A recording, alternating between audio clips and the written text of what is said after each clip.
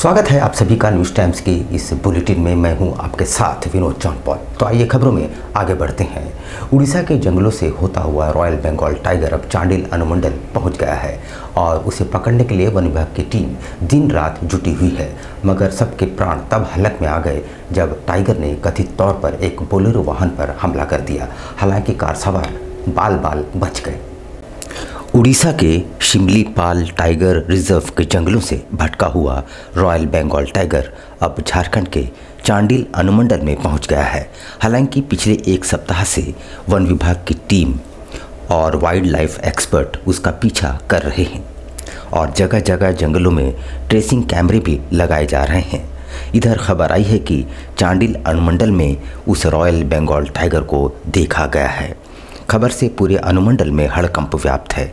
ग्रामीण खेतों पर जाने से डर रहे हैं और शाम होते ही झुंड बनाकर चलते हैं। खबर मिली है कि मानीकुई सड़क पर पिछली रात एक बोलेरो वाहन पर बाघ ने हमला कर दिया। हालांकि वाहन में सवार लोग सभी सुरक्षित हैं, पर इस घटना ने सनसनी बढ़ा दी है और विभाग की टीम और रेस हो गई है।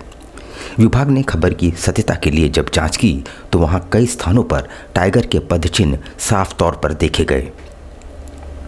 सुखसारी के पास सड़क निर्माण कार्य चल रहा है और ताजे पीसीसी ढलाई में बाघ के पदचिन्ह स्पष्ट नजर आ रहे हैं। हालांकि विभागीय अधिकारियों ने कुछ भी बयान देने से परहेज कर रखा है, पर यह सच है कि दलमा की तराई वाले सैकड़ों गांव के लोग पहले तो जंगली हाथियों के तांडव से त्रस्त और भयाक्रांत थे। अब उन पर बाघ का खतरा भी मंडराने लगा है। इसे यूं भी कहा जा सकता है कि एक तो करेला ऊपर से नीम चढ़ा। आपका 9:30 से स्टार्टिंग था, मतलब उधर आपका 9:30 बजे का ढलाई है और वहाँ आपका कल का 5:30 बजे तक हम लोग बंद किए हैं। उसके बाद वाला ये ठो है, मतलब अभी जो चांडिल में हवा चल रहा है, मतलब शेर आया, शेर इधर बाघ तो कुत्ता का पंजा थोड़ा अलग होता है और जो नया ढलाई में होता है चलिए थोड़ा दब जाता है। ये सुबह का ढलाई में हम लोग का पंजा जो ज़्यादा यह हो रहा है, मतलब भारी भरकम चीज़ का ही है, मतलब पंजा बड़ा लग रहा है आपको? बड़ा लग रहा है। मतलब इससे अनुमानित क्या हो रही है इधर के क्षेत्र में बाघ भ्रमण कर रहा है। आरआईटी थाने में पदस्थापित दरोगा शुभंकर कुमार ने पूरे पुलिस महकमे में हड़कंप पैदा कर दी है। उसने एसपी, डीआईजी और डीजीपी को ही आड़े हाथों लेते हुए उनके खिलाफ न्यायालय का दरवाजा खटखटाने का ऐलान कर दिया है। जिले के आरआईटी थाना में पदस्थापित एएसआई शुभंकर कुमार ने पुलिस अधीक्षक, डीआईजी और डीजीपी के खिलाफ न्यायालय में मामला दायर करने की अनुमति के लिए 3 दिनों का आकस्मिक अवकाश मांगा है। शुभंकर ने पुलिस अधीक्षक को संबोधित आवेदन में वरिष्ठ अधिकारियों के मनमाने रवैये और शोषण का आरोप लगाया है। शुभंकर ने अपने आवेदन में लिखा है कि वर्ष 2024 का आकस्मिक अवकाश यानी सीएल और 2023-24 का क्षतिपूर्ति अवकाश यानी सीपीएल का एक भी दिन उन्हें उपभोग नहीं करने दिया गया। इसके परिणाम स्वरूप उनका अवकाश व्यर्थ हो गया। उन्होंने इस संबंध में 18 दिसंबर 2024 को एसपी, डीआईजी और डीजीपी को आवेदन भेजा था, लेकिन कोई कार्रवाई नहीं हुई। मैं मिली कि अवकाश का जो है ना बहुत गंभीर समस्या है। थाना प्रभारी हमको अवकाश नहीं छोड़ रहे हैं और हम इसकी सूचना जो है एसपी साहब, सरायकला एसपी साहब को दिए, लेकिन फिर भी कोई पहल नहीं किया गया। उसकी प्रतिलिपि में डीआईजी कोल्हान, डीजीपी साहब को झारखंड को दिए थे, वहाँ से भी कोई रिटर्निंग नहीं हुआ। तो वर्ष 2024 का मेरा जो सीएल है हम एक भी दिन इस्तेमाल नहीं कर पाए, सीपीएल भी नहीं किए। हालांकि कल एसडीपीओ साहब आए थे यहाँ स्वयं छुट्टी देने के लिए, तो अभी हमको कोई काम नहीं था, तो फिर भी हमको जाने पे मजबूर किया गया। हम नहीं जाना चाह रहे थे, तो काफ़ी ये कहे तो फिर हम अपने सीनियर पदाधिकारी की बात को मान गए और वर्ष 2023-24 का 8 दिन का सीपीएल लिखे तो 8 दिन ग्रांट किए हैं। तो हमको जाना नहीं था भी, लेकिन जब काफ़ी ये कहने लगे तो फिर जाने के लिए तैयार हो गए। और मेनली की छुट्टी का जो मामला था, तो वर्ष 2024 का सीएल नहीं मिला तो हम एसपी साहब को लिखे कि थाना प्रभारी जो है बार बार हमको 9 जुलाई को अपने बेटा का बर्थडे में जाना था छुट्टी, तो थाना प्रभारी द्वारा बोला गया कि एसपी साहब का नाम बोलते हुए नहीं जाने दिया।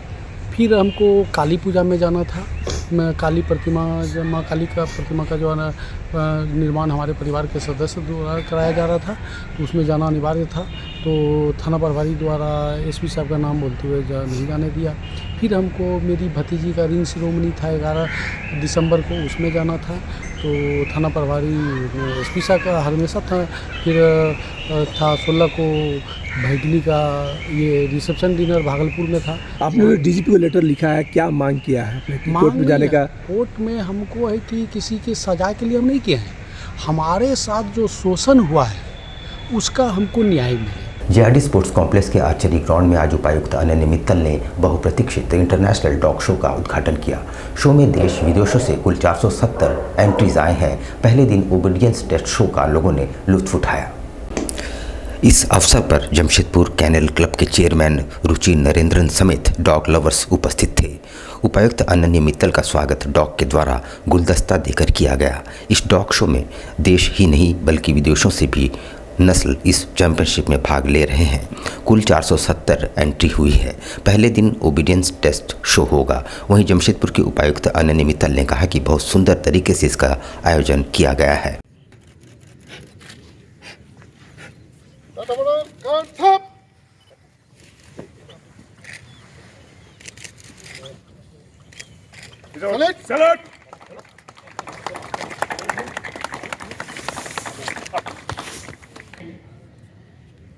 She will deliver dog bouquet to our show chairman, Mr. Chanakya Chaudhary.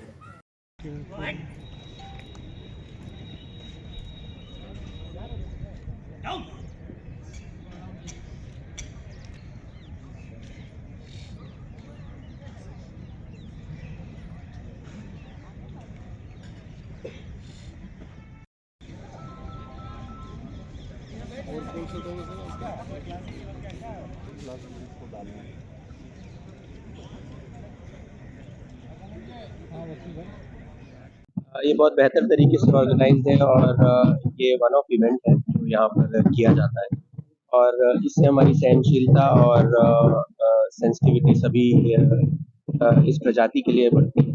और मैं सभी से कहना चाहूँ कि शहर में जितने भी वासी वो जरूर यहाँ पर विजिट करके इसका आनंद लें। आज से जमशेदपुर कैनल क्लब के under 34th and 35th FCI show जो इंटरनेशनल डॉग शो होता है और 77th and 78th championship dog show का उद्घाटन हुआ है। अभी श्री अनन्य मित्तल जी आए थे, उन्होंने उसका उद्घाटन किया है।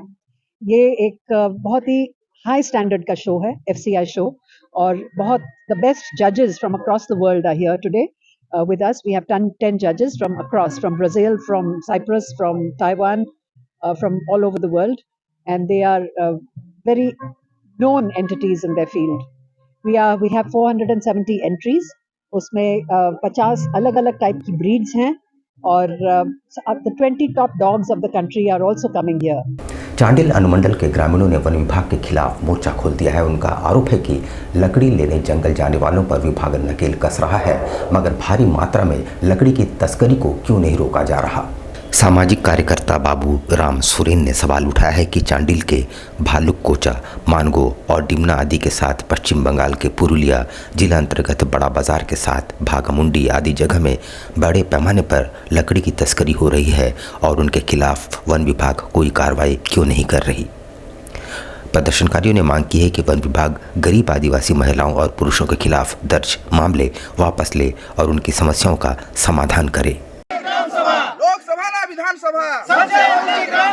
वन विभाग होश में आओ, होश में आओ, होश में आओ, वन विभाग होश में आओ, होश में आओ, होश में आओ। सबसे पहली और बड़ी बात यह है कि वन विभाग को और IFS अधिकारी को ये जानना बेहद ज़रूरी है कि ट्राइबल इलाके में, शेड्यूल एरिया में और आदिवासी क्षेत्रों में कैसे रहना है और कैसे नहीं रहना है और आदिवासियों के साथ कैसे उन्हें बिहेव करना है, ये जानना उनको ज़रूरी है। जब IFS ऑफिसर जब बनता है तो ये उनका सबसे मूल कर्तव्य होता है। हमारा इस क्षेत्र में ये तमुलिया का काड़ाधोरा गांव है और काड़ाधोरा के गांव के महिलाएं यहाँ घर में खाना पकवान करने के लिए जलावन हेतु सूखा लकड़ी लेकर आते हैं जंगल से, जो चुन चुन के लेकर आते हैं। लेकिन इनके आड़ में जब आपका ये काट माफिया काट माफिया को नहीं पकड़कर गांव के भोले भाले गरीब आदिवासी असहाय आदिवासी महिलाओं को प्रताड़ित कर रहा है और फर्जी केस कर रहा है। इसका हम लोग विरोध करते हैं और वन विभाग अगर इस पर कार्रवाई करती है, अगर केस करती है, तो हम लोग भी डीएफओ के खिलाफ में और आईएफएस अधिकारी के खिलाफ में देशद्रोह का मुकदमा और SC/ST उत्पीड़न अधिनियम के तहत हम लोग केस दर्ज करेंगे। आज के लिए बस इतना ही। कल फिर हाजिर होंगे कुछ नई खबरों के साथ। तब तक के लिए न्यूज़ टाइम्स की पूरी टीम को दीजिए इजाज़त। नमस्कार। कैसे हो मनोज? ठीक ही है भैया। ठीक तो बोल रहे हो, ठीक तो दिख नहीं रहे हो। तुम्हारे उम्र में तो हम 10-10 किलोमीटर दौड़ जाया करते थे। सारे लोग टहल रहे हैं, तुम सुस्त बैठे हो। वो क्या है ना भैया कि थोड़ा प्रॉब्लम हो गया है। प्रॉब्लम? हम तुम्हारे बड़े भाई जैसे हैं, तुम अपना समस्या बताओ हमको। हो सकता तुम्हारी समस्या का समाधान हमारे पास हो। वो क्या है ना भैया कि हमको पाइल्स हो गया है। बहुत सारे डॉक्टर को दिखाया लेकिन कहीं पे कोई आराम नहीं मिला। बस इसी को लेकर परेशान हैं। चलो तुमको हम कहीं ले चलते हैं। हमको भी हुआ था, आज देखो हम ठीक हैं। कहाँ भैया? है हमारे एक परिचय के। वहाँ जाने से ठीक हो जाएगा? हाँ, एकदम ठीक हो जाएगा। पक्का ना? हाँ हाँ पक्का। चलो चलो चलिए भैया। शमीम खान नवेदी, पाइल्स, बवासीर, किसी भी प्रकार का बवासीर हो, 7 दिनों में जड़ से समाधान है। शमीम खान नवेदी, दादकेडी 9308081071 9031612032। सुबह 10 बजे से 1 बजे तक और शाम 4 बजे से 8 बजे तक।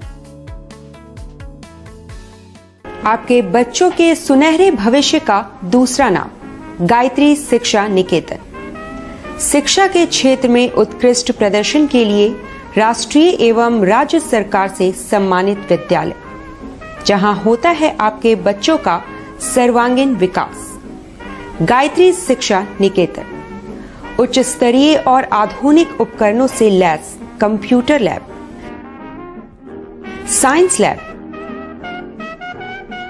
आधुनिक क्लासरूम्स। गायत्री शिक्षा निकेतन।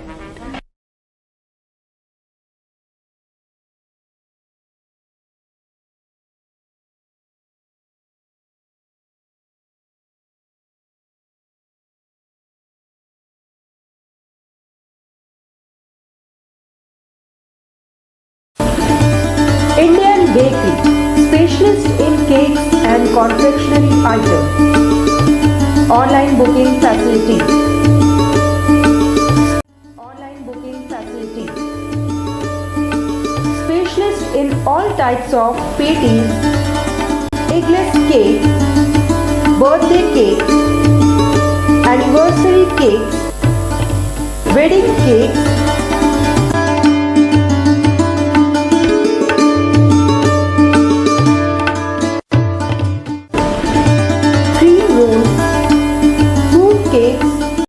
Marriage anniversary cakes and school order specialist. Please do visit with your friends and family.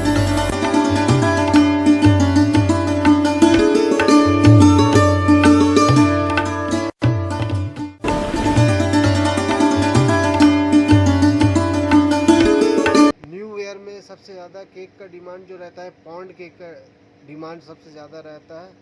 अभी जो है कस्टमर क्या है कि पहले हम लोग कैटलॉग रखते थे, अभी कस्टमर जो है खुद डिज़ाइन लेके आता है, हम लोग को बोलता है कि हम लोग को ये केक चाहिए, तो हम लोग जो भी कस्टमर का रिक्वायरमेंट है उसके मुताबिक हम लोग केक बना देते हैं। अभी फॉन्डेंट केक बहुत चला हुआ मार्केट में, तो कस्टमर फॉन्डेंट केक भी का भी डिज़ाइन लेके आता है हम लोग के पास। जिस तरीका का भी मतलब कस्टमर का जो भी रिक्वायरमेंट रहता है, जिस तरीका का भी डिज़ाइन रहता है, हम लोग वो डिज़ाइन कस्टमर को प्रोवाइड करते हैं। हमारा शॉप इंडियन बेकरी न्यू रानी कुदर में हुआ। जिस किसी को भी अगर अच्छा केक का रिक्वायरमेंट है तो आप हमारे इंडियन बेकरी न्यू रानी कुदर में आइए।